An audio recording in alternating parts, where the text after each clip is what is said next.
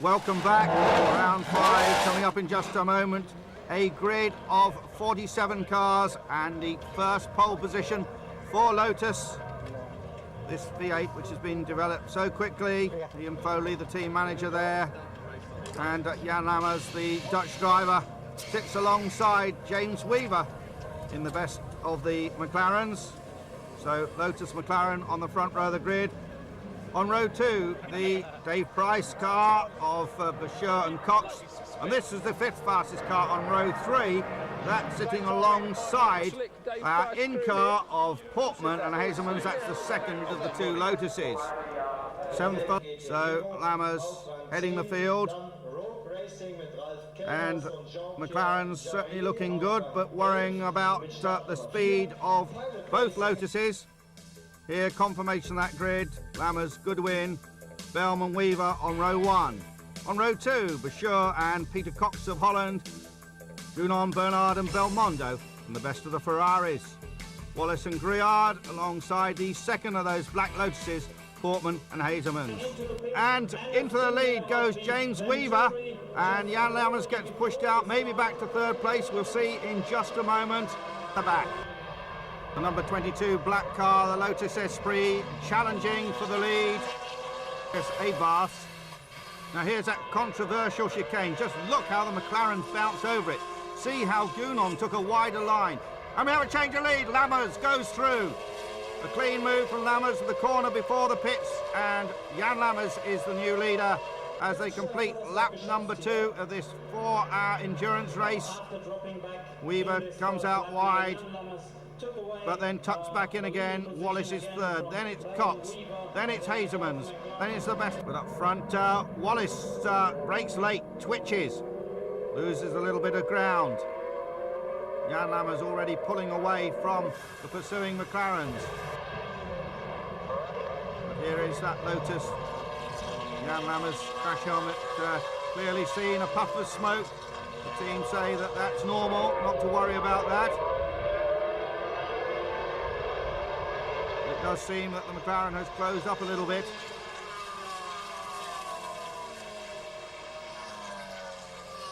Flames licking out of the BMW engine, more curb hopping. And nice to see the Ferrari keeping up. And that is the car driven by Gunon, Bernard and Belmondo. Here is another Ferrari, that's Max Angelini, the Formula 3 driver, going very well in the red car. And just to tell you, the car we saw coming into the pits at the start was the Anders Olofsson Delanoche car. That is now in your picture, number 27. Ferrari not getting off very well in this race where they were so competitive last year. But this is the new order. Lotus lead McLaren and Ferrari. Well, that's losing them absolutely minutes of time. So forget that car for a top 5 position. This is where the real action is. Wallace still chasing down Jan Lammers in 3rd place.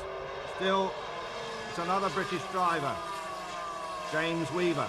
Weaver, who commutes across the Atlantic, races for Riley and Scott there, as does, of course, Andy Wallace. They often drive together in the Dyson team car.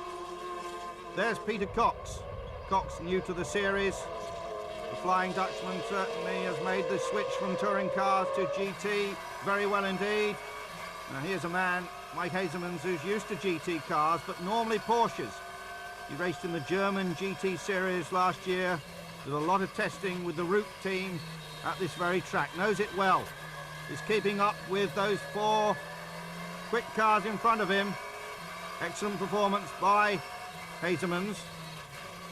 Later he'll hand over to the British driver Alex Portman. Both the Lotuses, as he puts on some opposite lot, have Anglo-Dutch driving teams. Here's the battle for the lead. James Weaver has a little look down the inside. GT racing at its very best. There's the number 27 Ferrari. And again we ride with Mike Hazelmans. And going wide there is James Weaver. And now Hazelmans is having a think about getting past the Golf car. But still at the front, little Jan Lammers, the extremely experienced Dutchman. Way back at the end of the 1970s, raced in Formula One for the Don Nichols American-run Shadow team.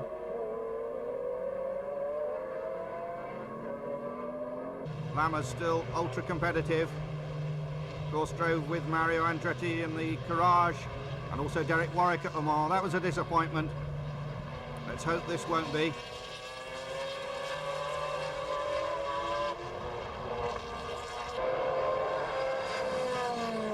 The Lotus now developed at Ketteringham Hall, which is owned by the late Colin Chapman's widow, Hazel. She's allowed the team to move in where the Formula One cars used to be built. There is.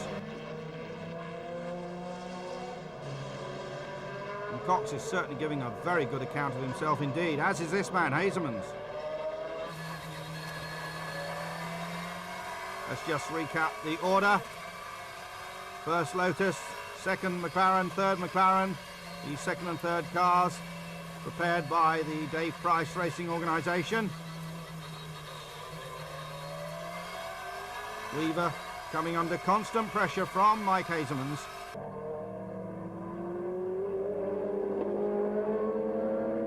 Past Lammers there, didn't quite make it. Cox meanwhile trying to get past the pair of them. And now they're holed up behind the Morgan. This is the view that Mike Hazelman gets of it all. Well, our view is partially blocked, but I think, yes, Andy Wallace is taking the lead. Wallace is in front of the Lotus, and in fact, Jan Lammers has dropped to third place. Well, I don't know if that was the confusion of lapping the back markers. And just look at that train of cars at the front. Impressive stuff indeed here at the Nürburgring.